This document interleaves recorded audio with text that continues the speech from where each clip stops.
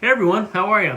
Glad you have chosen to join me for just a few minutes as I share with you a few thoughts about how you and I might go about living our lives this week to bring glory to God, taking what we've been reflecting on in the morning service and just kind of talking about what that might look like day to day, in the real world, so to speak. And so I want to share a couple thoughts with you about that, and we'll sing some songs together, play some songs, and we can sing along, and I hope that it might be a blessing to you on this Sunday evening, if that's when you're watching this, or if you're watching it another night during the week, that it will encourage you wherever you are and whenever you're watching. Appreciate every single one of you. Now we're, for the most part, on Sunday mornings, with the exception of a couple of Sundays here and there, I'm walking with you, along with the Apostle Peter, through the letter that he wrote to some Christians who were struggling with their identity, trying to figure out what it meant to be a Christian in times of hostility. And so the last three lessons have been on the last part of 1 Peter 2, the first part of 1 Peter 3, and I shared thoughts with you this morning about what that looks like in the context of the home. Now, what I want to do with you just for a couple minutes is I want to kind of step back from this and look at the three collectively, and to emphasize really one thing. I think Peter's point in this goes back to chapter 2, and it is that we might live our lives under the watchful eyes of non-Christians in a way that doesn't hinder the gospel of Christ, but rather encourages people around us to look at it more closely. That is one of the reasons why we are here, as Christians. Not just to be in a building a couple of times a week, not just to, engage in religious activities. Those things matter. That's not unimportant. It's just so much of the Christian life is not that. It's like going to work, going to school, going to grocery store, going to the ballpark, whatever. And we encounter all kinds of people. And I think Peter's point in this section, this little part of the letter is, he says Christians be subject to the powers that be, the ordained powers. He says servants be subject to your masters. He says wives be subject to your husbands. Husbands, honor your wives, live with them in an understanding way, and so on. But his point here is this: every relationship that we're in as Christians, every relationship that we're in, and in this section he's talking about the relationships we have with people who aren't Christians. Every relationship we have is one in which we need to ask ourselves some questions. And those questions are questions like, how will saying this, how will doing this, how will acting like this affect my opportunity to be a light for the gospel of Christ? So, you're talking to someone at work. What are they thinking about the way that you hold yourself, carry yourself, talk, speak, act, your attitude? See, I think what Peter would say, I'm trying to think about what would Peter say to you and me as we go, let's say we're watching this on Sunday night, going to work tomorrow, going to school tomorrow. What would Peter say to us when we engage someone at work or school, a non-Christian, and we're in a difficult situation? Let's say the boss, the administrator, passes some law, some new thing coming down the pike, and it's distasteful. Now, non-Christians are going to respond to that with whining and griping and threatening and whatever. How are we going to respond to that? And I think there are these great opportunities for you and me, all of us. I think all of us need to reflect on this, but all of us to do differently, to have a different attitude, a different spirit. Not one that's about, hey, my rights, and but you don't, you offended me, and that's not fair, and I don't know. Sometimes you see that kind of attitude. Certainly you see it in the world. Sometimes you see it in us too, because I guess maybe all of us, you and I both, have fallen prey to this at times, right? But in this section, Peter is saying, be subject, be submissive. It's not about your rights. It's not about getting your way. It's not about everything going the way that you want it to go.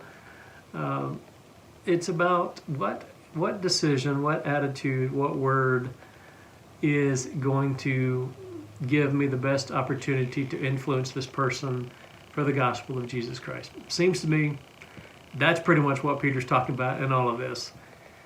And he's emphasizing, really strongly emphasizing, the attitude that we have, one of subjection, submission, one that follows Jesus to the cross, that says, I don't have to get my way. I don't have to have my rights.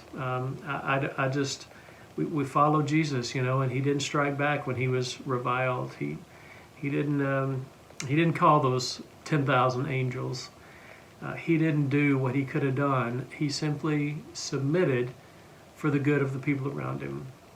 And you and I need to think more clearly and more consistently, I think, about the opportunities God puts in our laps every day with difficult people, difficult situations, because that's when it really, really counts. It's everything's going the way we want, and it's not that hard. But when the difficult people and the difficult situations come into our paths, God gives us this incredible opportunity to glorify Him, because that's when the cream rises to the top, so to speak, right? Yeah, it's pretty cool. Pretty good opportunities for us. So I don't know what you're going through, but maybe these words of encouragement, the words of Peter and talking to us about submission and having good attitudes and all that, maybe there will be an opportunity that you encounter tomorrow, one day this week, and God brings this to mind and says, remember, Jesus didn't revile when he was reviled. He didn't strike back when he was struck. He did what he did for the good of others, and that's what it means to be a Christian. And so we try to live that out as Christians every day. Thanks so much for joining me for just these few minutes. We're going to sing some songs together. I'm going to pray for us now before I finish up this part of it, and I'll look forward to seeing you again in a few days. All right, God bless every one of you.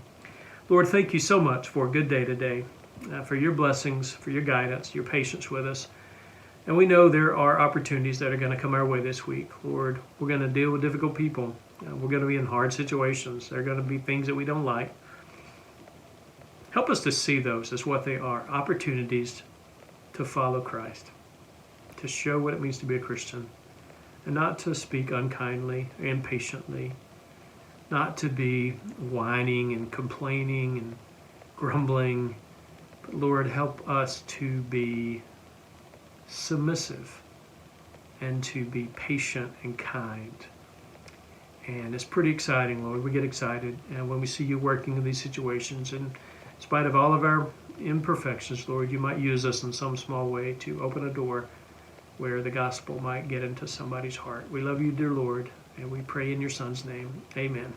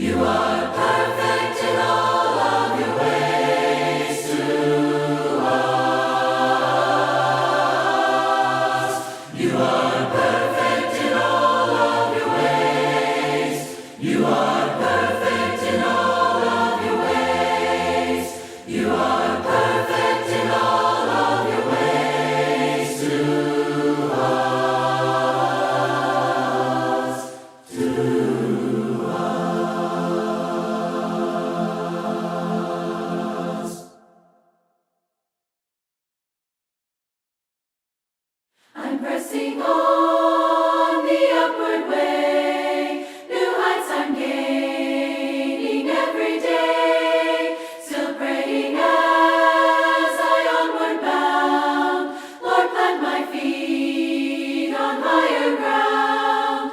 Lord, lift me up and let me stand by faith on heaven's tableland, a higher plane than I have found. Lord, plant my feet on higher ground. My heart has no desire to stay where doubts arise and fears display.